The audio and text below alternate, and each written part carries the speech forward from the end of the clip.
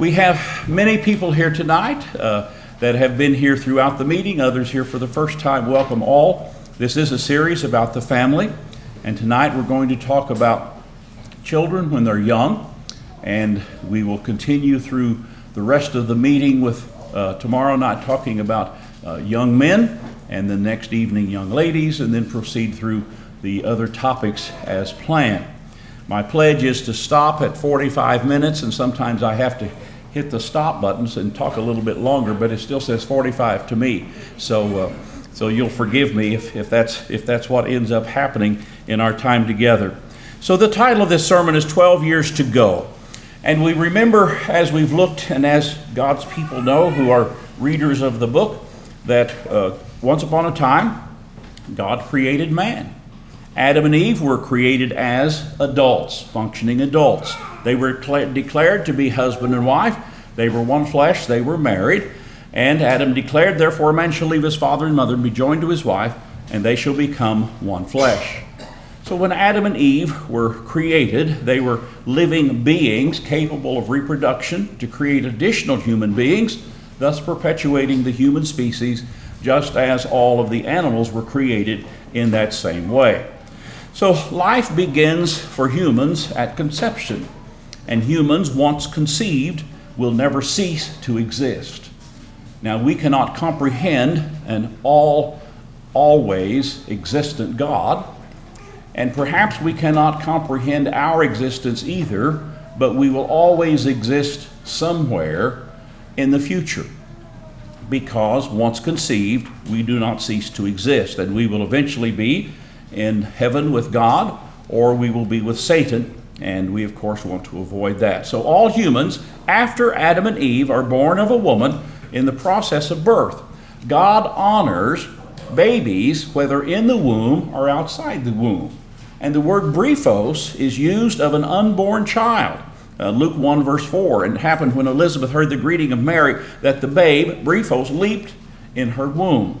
And then when Jesus was born, the shepherds came and found Jesus, the babe, brephos, lying in a manger. It's the same word. In the womb, out of the womb. It's a baby.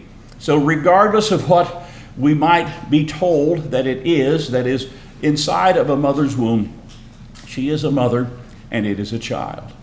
And we are blessed to have this knowledge from God, so we do not need to worry about the way science will change and vary through the decades as it has. So from these passages and others, God honors babies not yet born, just as he honors newborn babies. We happen to be blessed in this audience with many babies. Isn't it great? And if you're from a congregation, or if you've spent time in congregations that have no children, and then you come to a congregation where there's lots of little people running around, it can be quite a shock. You have to look where you're going. You have to be careful you don't step on a toy or a finger. You expect somebody to cry out at any moment. You expect something tragic to happen in their life if their toy is misplaced. You just know that that's going to happen. But that's the joy of having little ones. That's the joy of having babies. And so what do we do through all of that? We rejoice that they're here. We rejoice that they're part of us, because they remind us of the creation of God, and they give us hope for the future. The church has hope for the future because of the babies that are here today. Now, we all play our part in the Lord's church. The older among us teach everyone how to live and how to die. The babies among us give us hope for the future, and the rest of us fill in the gaps in between.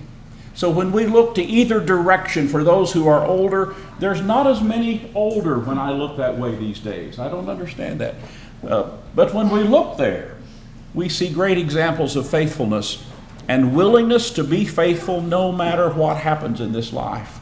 And when we look to the babies, we say, I want to be a good example for them.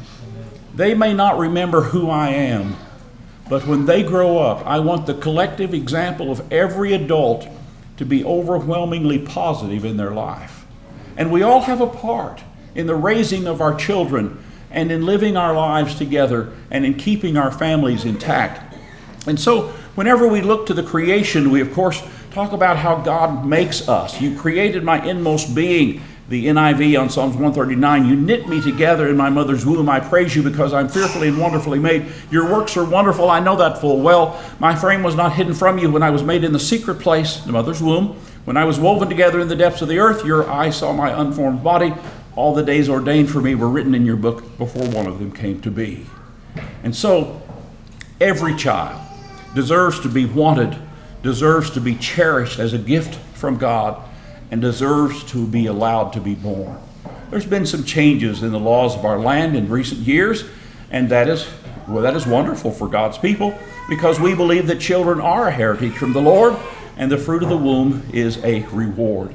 When President Ronald Reagan gave a speech about abortion, he quoted Malcolm Muggeridge, the English writer, when he said, "Either life is always and in all circumstances sacred or intrinsically of no account.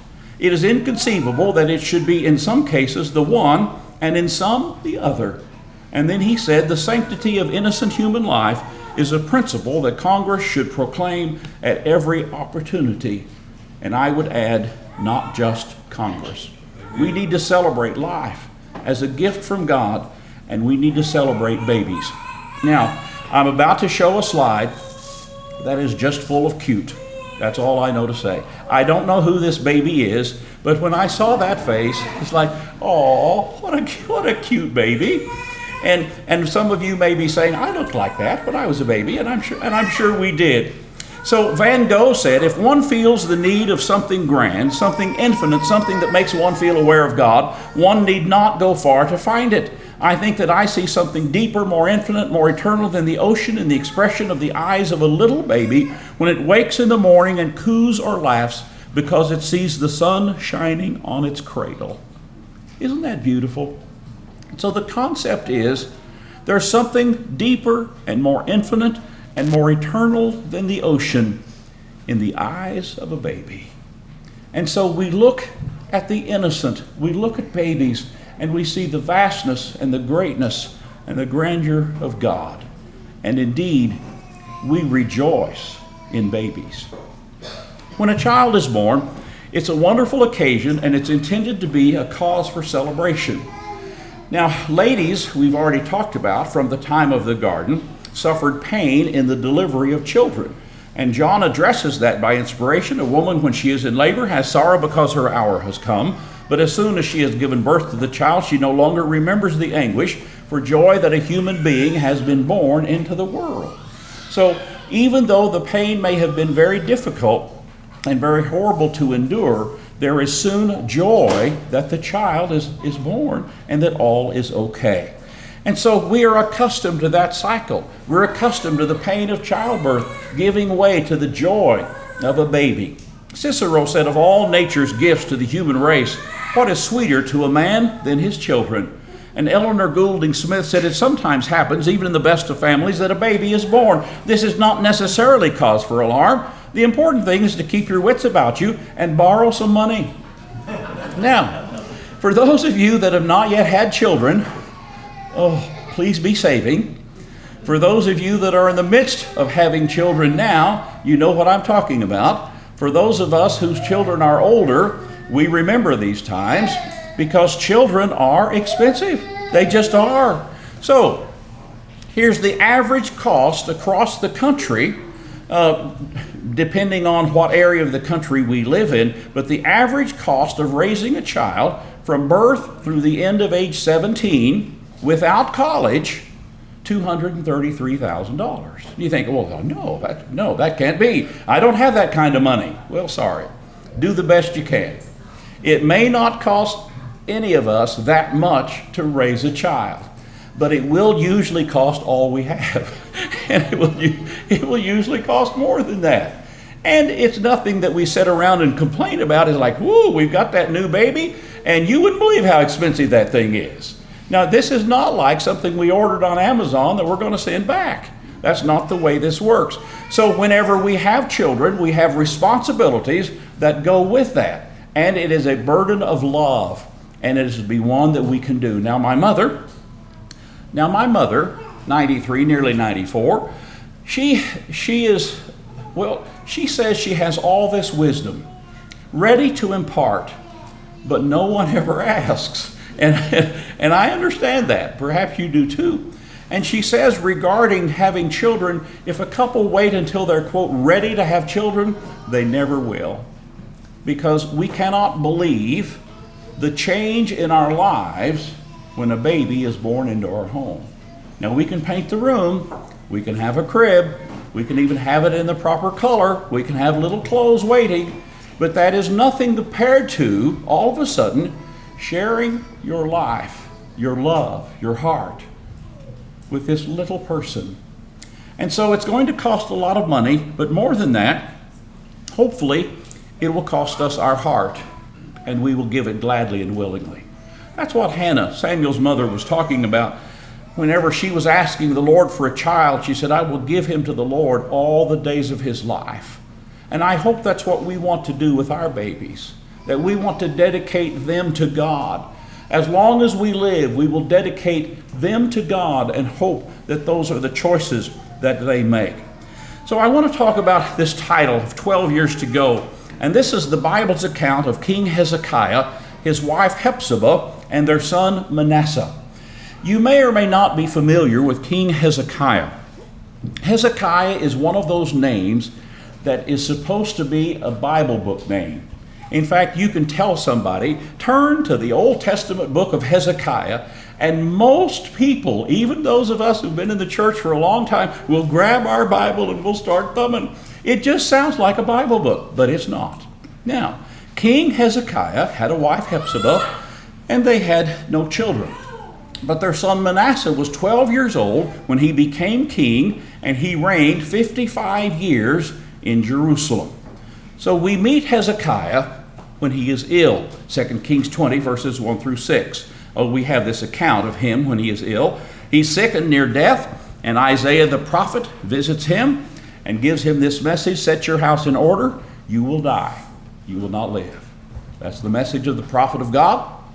Sometimes we think being a prophet of God in Old Testament times was all happiness. No. Many times the messages they delivered were just very difficult, like this one. And so Isaiah delivered his message, and then he turned around to walk out. And Hezekiah turned his face toward the wall and prayed to the Lord, remember now, O Lord, I pray, how I have walked before you in truth and with a loyal heart, and have done what was good in your sight. And then he cried. And as Isaiah was in the middle court, the word of the Lord came to Isaiah and told him, go back, tell Hezekiah, the God of David your father, I've heard your prayer, I've seen your tears, surely I will heal you. On the third day you shall go up to the house of the Lord, and I will add to your days 15 years. 15 years. Now that's a promise from God. So this is an amazing portion of Scripture where God has told somebody, you're going to live 15 years. What are you going to do with those 15 years? What are you going to do with that? Well, in 3 years into this promise, Hezekiah and his wife Hephzibah have a son, their only child, Manasseh. And so for Hezekiah, he has 12 years to go. 12 years left for him to be with his wife, 12 years left for them as parents to raise their son before the remaining years are left up to Hephzibah and others. So what are we going to do with this lad? What are we going to do with this baby? We know how long we've got with him as a father. And so it begins. What is a child? A child is a blank slate, is it? And this is the nature versus nurture concept. Nature is basically our genetics and what we get from that. And nurture is what we get from our environment. We are nurtured to behave in certain ways. And there's great debate over how we end up being who we are. And if that is a genetically inherited thing or if it is a culturally learned trait that we have. And so there's great discussions that we can have about all of that. But the fact is, nature is not controlled by us. And strides in research is being made into controlling genetics, but it's not there yet, and we know that in many ways. Nurture is learned through the culture in which we interact, and that can evolve and change for the good or for ill, as we well know in our culture. And so, what do we have in life? Well, we have a lot of things that, remember I've talked before about time and chance happening to all of us. Well, that comes from Ecclesiastes 9 verse 11, where it says, I returned and saw under the sun that the race is not to the swift. And that means the one who is fastest does not always win the race. Nor the battle to the strong, which means the strongest person does not always win and have victory in a battle. Nor bread to the wise, meaning the wisest person does not always have plenty. Nor riches to men of understanding, meaning the shrewdest people in life are not always rich. Nor favor to men of skill. The best jobs and appreciation does not always go to those who have the most talent. Why is that? Because time and chance happens to everyone. Time and chance happens to all of us. And so there are no guarantees in life. And so we may say, well, I will do this and this and this. I will teach my child these things, these things, these things. And we can say, oh, I picked my spouse because of our genetics. It's like, well, good luck with that. Because there's no guarantees. There's no guarantees. Now, we all know this instinctively, but still we want to have some control in these things. Well, God has given us control. It's called free will. The choices that we make are the choices we make. And He allows us today to make choices just like He allowed Adam and Eve to make choices in the garden. Have you ever thought about that? Here is God in the very beginning making Adam, making Eve, and letting them be free in the garden to do what they want to do. Have you ever made anything that to you is just a work of art or it's beautiful, regardless of whether it is art or beautiful? Anyway, you've made it, you've created it, and I don't care what it is, from ice cream sticks to a cake. You've made it and it's just wonderful to you, and then someone comes along and they just kick it to one side as if it's common or profane, and you think, how could you do that? Well, here we have the perfect man and the perfect woman. And what do themselves? They make decisions that say they do not have the value that God credited them with. And so they gave up their beauty, the beauty of holiness, in exchange for what Satan had to offer, which was very little and nothing good. So God, even though He made Adam and Eve perfect in so many ways, allowed them to make up their mind. God also did that with the angels. He created angels with free will as well. The angels got to choose who they were going to be. And as you know, there's no plan of salvation for angels. So whenever we realize that the angels are unseen but yet dispatched by God to do things on our behalf and according to His providential care, let us know that we can be an encouragement to angels. And if you want to read more on that, look at the angel mentioning in 1 Corinthians chapter 11. So long ago, Moses said to Israel, I've set before you life and death, blessing and cursing. Therefore choose life. Make a choice. You have a choice. Joshua said to Israel, choose for yourselves this day whom you will serve, whether the gods of your fathers served that were on the other side of the river, the gods of the Amorites in whose land you dwell, but as for me and my house, we will serve the Lord. That was what Joshua wanted to do. He was at the end of his life. And he was saying, in the future, my family is going to serve the Lord. That's what we all want, isn't it? In the future, we all want our family to serve the Lord. And God lets us have that free will. So what do we want to set before our children? We want to set before them everything that's good. And what do we want them to choose? Only wonderful choices, of course. And what we're actually saying with that is, children, do better than we did. Don't make the same mistakes. And we say that. At least we think that. We want only the best for our children. 76 parents and educators were asked, what's the most important value to teach your children? And they were also asked, if you could only teach your kids three values, what would they be? Okay, so let's look at these values. Kindness, empathy, integrity, honesty, hard work, perseverance, love for self, family, others, respect, gratitude, courage, curiosity, faith, true to self, appreciate money's value, choosing words carefully, and humility. Those are good values, aren't they?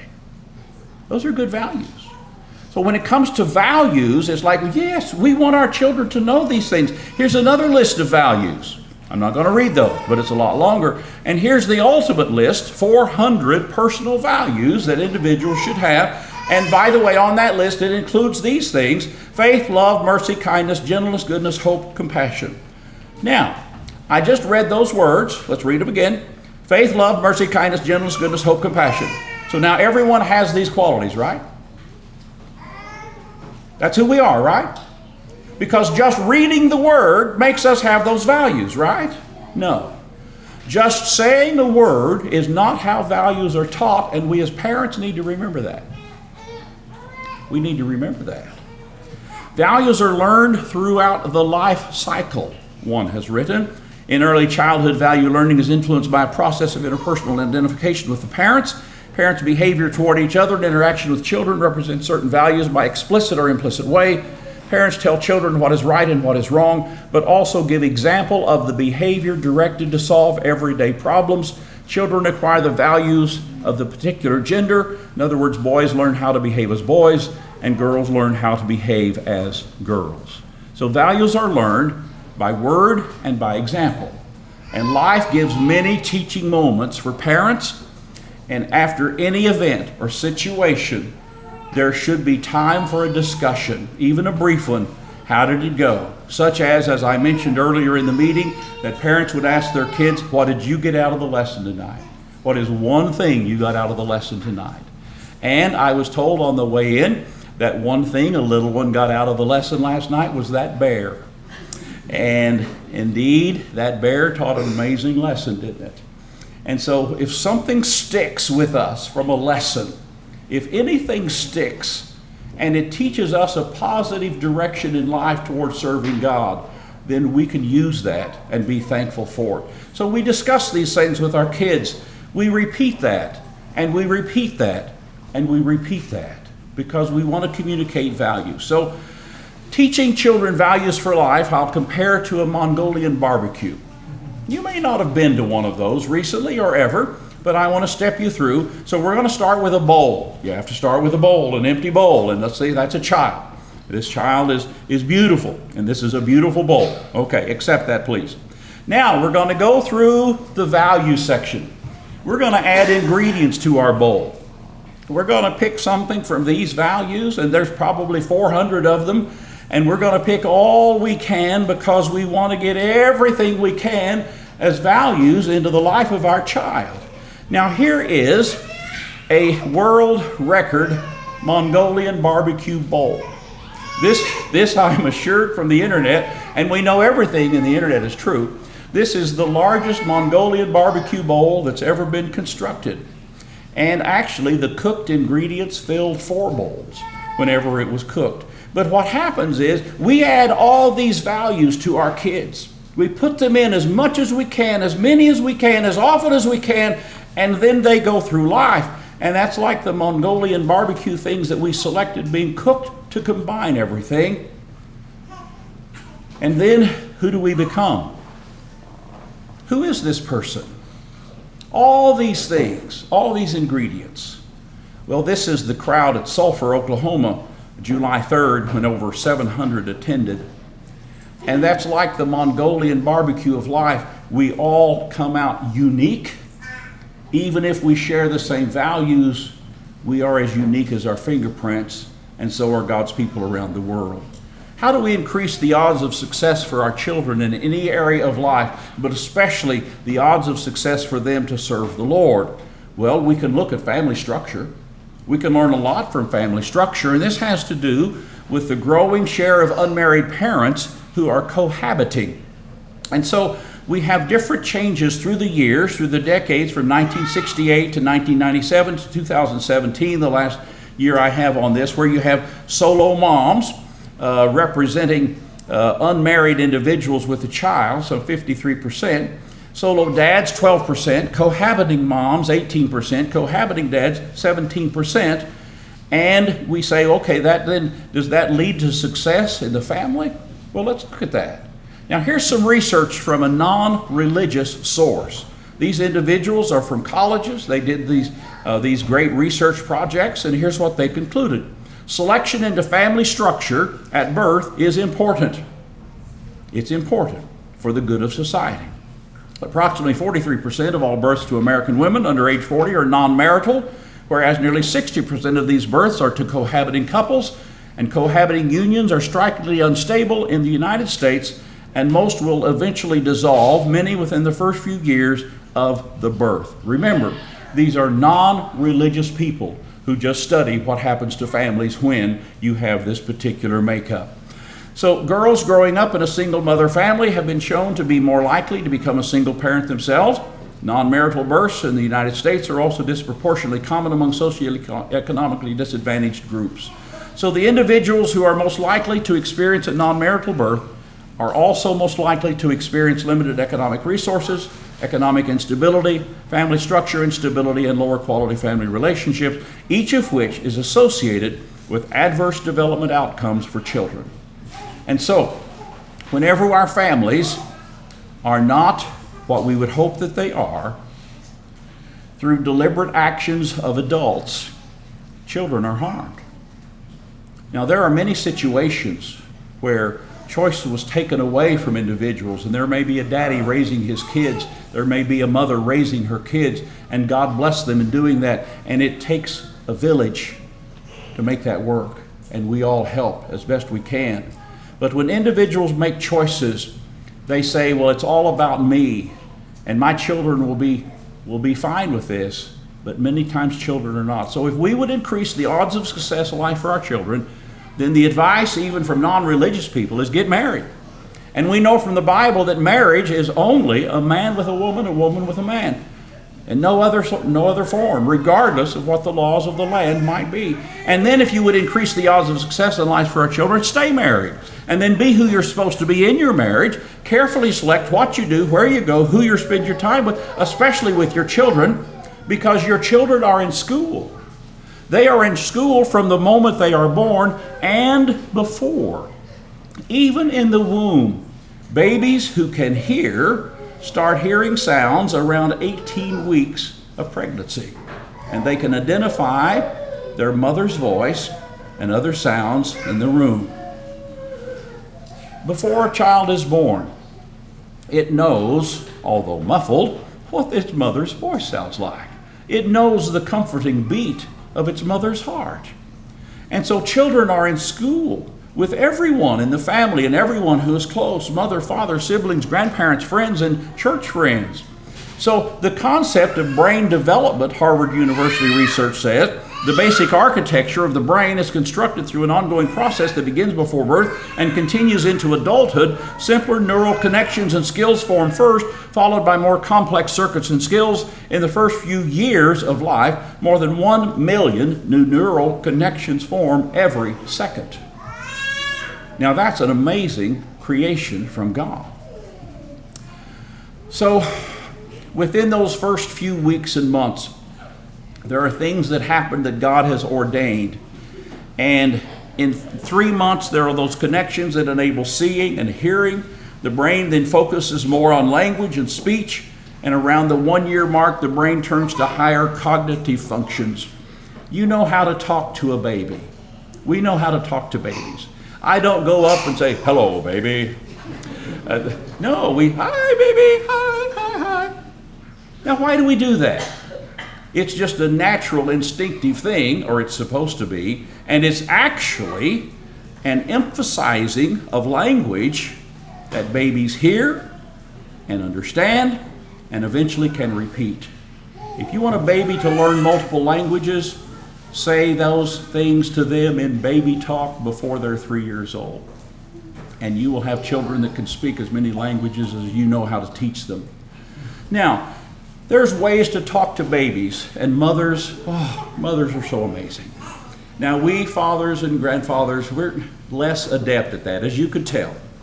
But what I've always been amazed by is the natural ability of many people to feed a baby when the baby starts eating that soft stuff. Okay, and I've observed Cassie do this a lot with our grandkids and with our kids and with other people's children. And I'm just going to show you, as near as I can recall, the way to feed a baby. First of all, you have to have a spoon, and you have to have some goop. Whatever it is, makes no difference. It's just goop, okay? And it doesn't have to be chewed, because they have no teeth at this point. So now, we have this spoon that we dip into the bowl, into the jar, and then we're going to approach the child's mouth with the spoon.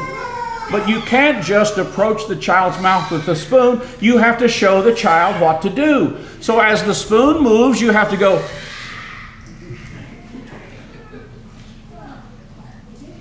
And some of you are. Some of you are. That's how you feed a baby. And if you would go and try to feed a baby, no. Now what happens when you feed that baby? And then you close over the spoon and you get it out, and then what does the baby usually do? Buh. And it all comes right here. That spoon is so handy, just pick it up and go again. And that baby gets fed. And we say, well, that's kind of silly. Sorry. Sometimes it may look kind of silly, this thing called love of a child, love of a baby, and adapting who we are to what a baby needs at the time. But the baby is learning every second of all of those occasions. So a child learns relationships. As the child develops, the child learns how to interact with a father, with a mother, with a husband, with a wife. They learn what it looks like to be a wife, a husband. They both interact with how they both interact with other children, and the babies learn what to expect, and they learn how they will be treated as a wife or a husband, and they learn how to treat their children in the future. So we're sitting here with young babies, young children, and every one of them are watching you as their parents. And they're saying, that's how I, as a little boy, that's how I'm going to be a dad. That's how I'm going to be a husband. Or a little girl, that's how I'm going to be a wife. That's how I'm going to be a mother. Those are the things that we learn from being in our homes. Children learn to form role expectations from the primary activities of their children. A man will focus on learning and providing from the garden. A woman will focus on bearing and caring, again from the garden. And our children learn these things when we model these things in our lives. There's a series of studies called Growing Kids God's Way that you may or may not be familiar with. It's a workbook series that's extended out over a long period of time, has some great material in it. And the summary of some of that is that every child needs this. Every child needs to be loved. Every child needs to know where he or she belongs in the family in mom and dad's life. And every child needs to know that mommy and daddy love each other. 3 things. So parents with little children, look at this. What does your baby need? What does your child need? They need to be loved. They need to know where he or she belongs in the family and in your life. They need to know that they're important to you. And they need to know that the mommy and daddy love each other. And if a child is given those 3 things and shown those things, not in words, but in actions, in lives lived, then those needs for them are satisfied, setting them up for success. Then comes the time for education. Okay, formal education. At home, public, private, and my answer is simply yes. We have some great educators among us who serve their communities in public schools, and there are many who practice homeschooling, and it is very, very good in many, many ways.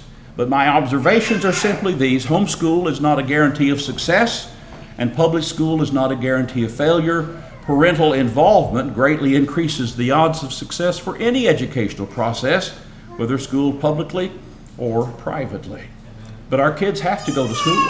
They need to learn things. And they need to learn things that we very likely do not have the knowledge in order to teach them.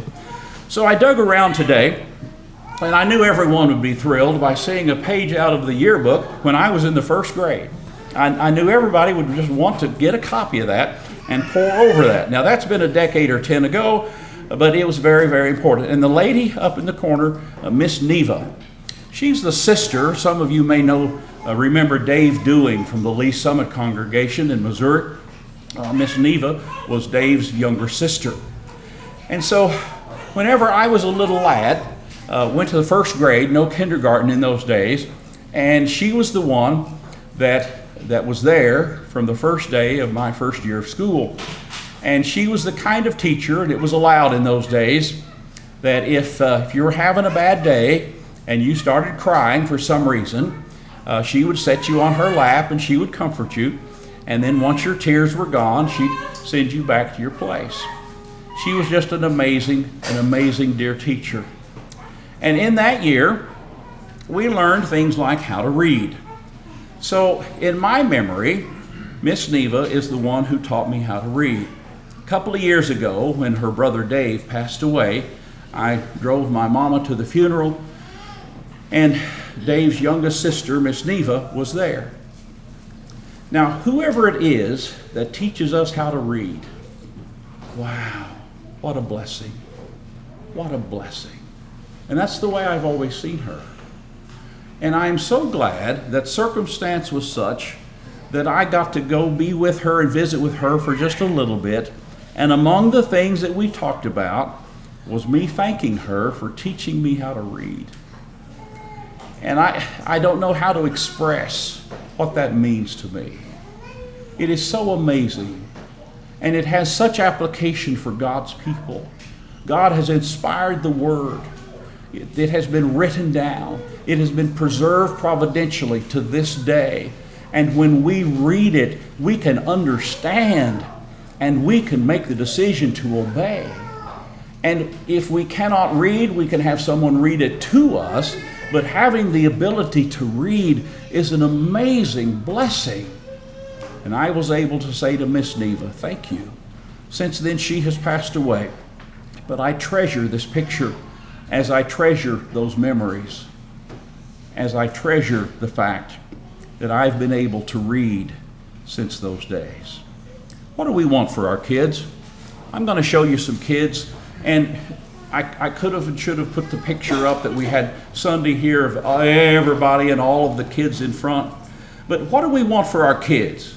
Well, what do you want for these kids? And for these?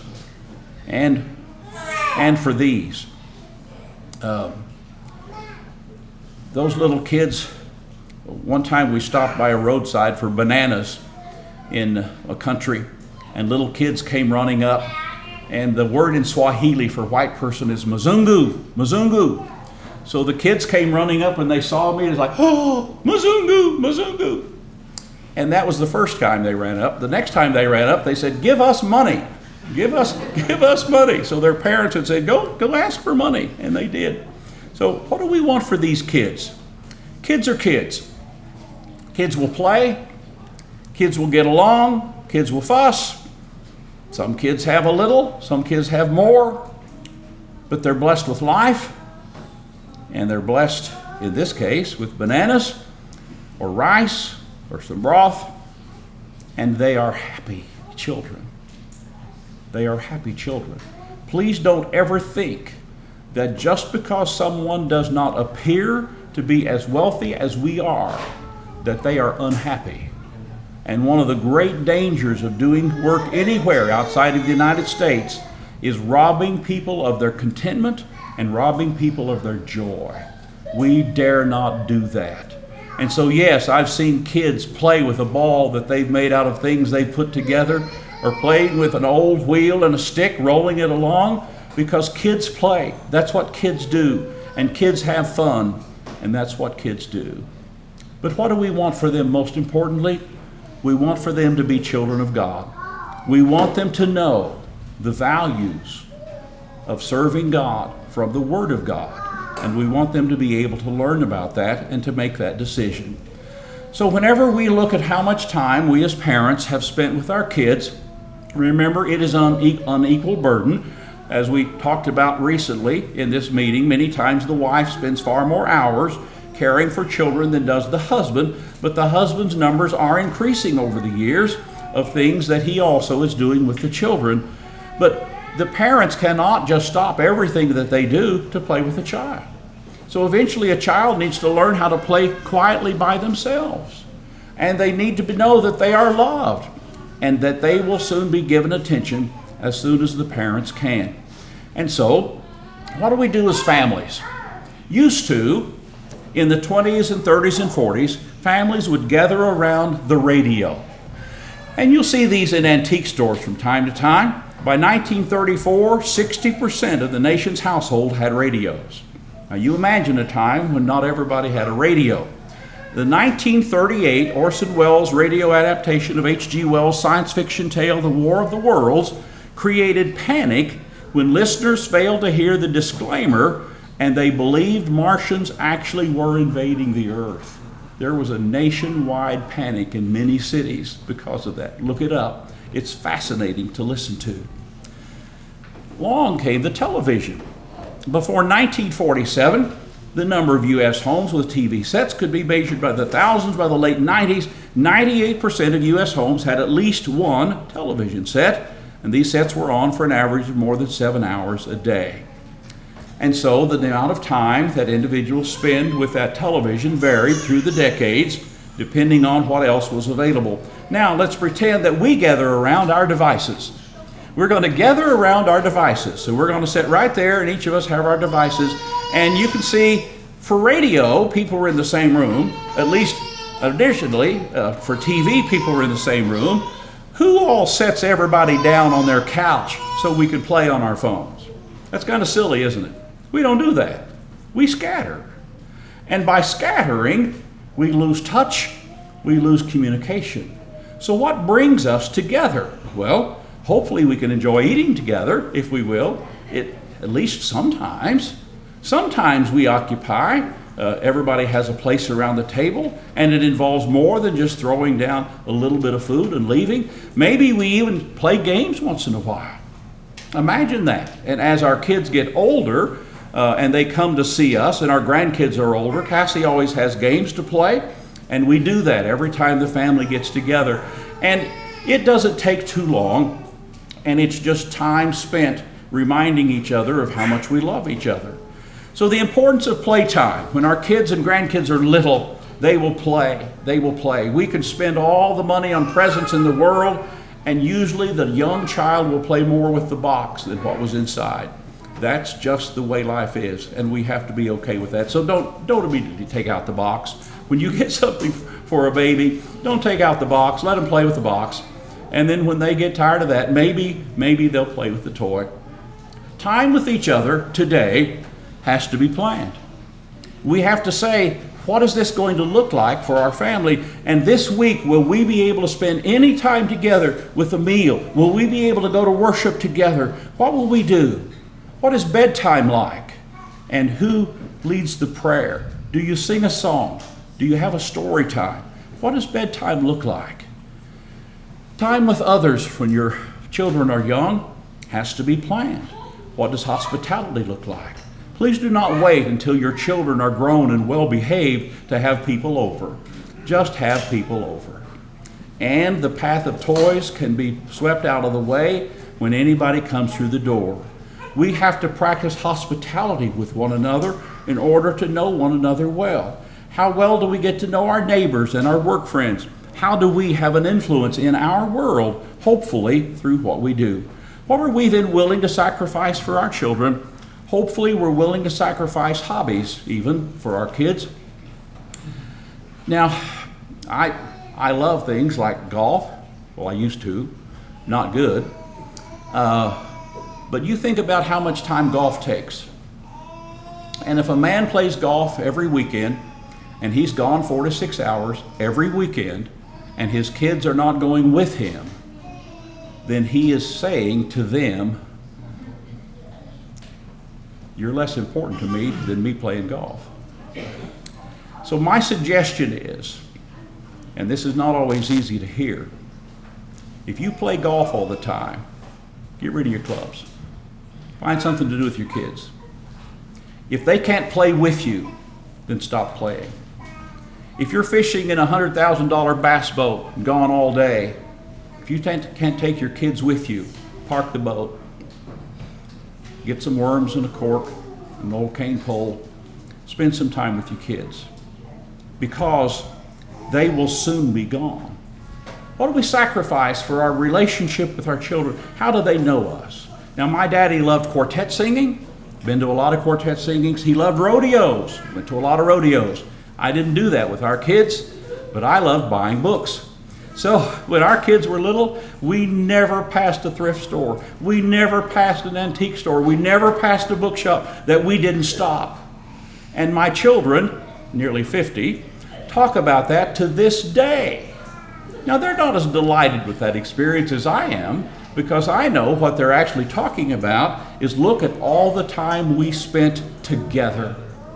Look at the time we spent together. And we spent a lot of time doing other things that involved many more fun things for them. Whatever it is, we have to find things that we do together as a family. And as parents, we have to be willing to sacrifice our hobby, because if you lay down your golf clubs and don't pick them up again for 20 years, you'll be okay. You'll be okay. Find a way to play with your kids. Find a way to have time with your kids, and it doesn't need to cost a dime. But our children are not God. We do not give up everything for our children. We still have the greatest priority in life of serving the Lord, and of serving our spouse, and of sanctifying our marriage. And if a child comes along and undermines every one of those relationships, then we have allowed the child a wrong place in our lives.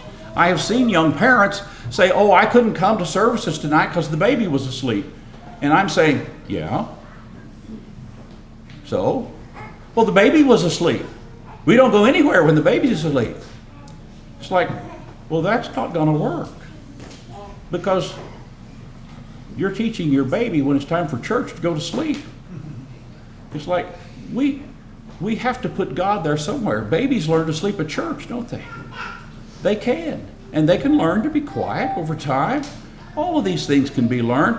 So we still have to maintain all of our relationships. And I know that is hard. It's very difficult, but that is what God expects for us. Okay. Mothers, please be like devoted mothers, nursing and cherishing your children, gently, devoted, nursing, cherishing. Fathers, encouraging, comforting, and urging. And so our children watch us live. And what we do shouts louder than anything we will ever say. Still, there must be discipline, because the Lord loves us, disciplines us, and in our home, we have to find an appropriate way that we will discipline our children, because it molds our character when God disciplines us, and it molds our children's character when we very carefully and lovingly discipline them. And it doesn't mean that we have the right to injure a child. That discipline is to be because of love. It's never to be because we are angry, never because we are stronger than our children. Discipline is only to be as is fitting for the problem, never extreme and never abusive. I mentioned my oldest grandsons are about 6'4", and let's pretend that they've acted up at the table and I've said, "Okay, boys, I'm going to spank you." It's like, "Yeah, Papa, sure you are." Like, no, not going to happen. Not going to happen. So do I get angry and discipline them? Why would I do that? Do I say, "I'm stronger than you"? Why would I say that? No. But I need to be very careful with how I discipline anyone in my family. At the same time, it is essential. Eli did not restrain his children, and it was a tragedy in his family's life.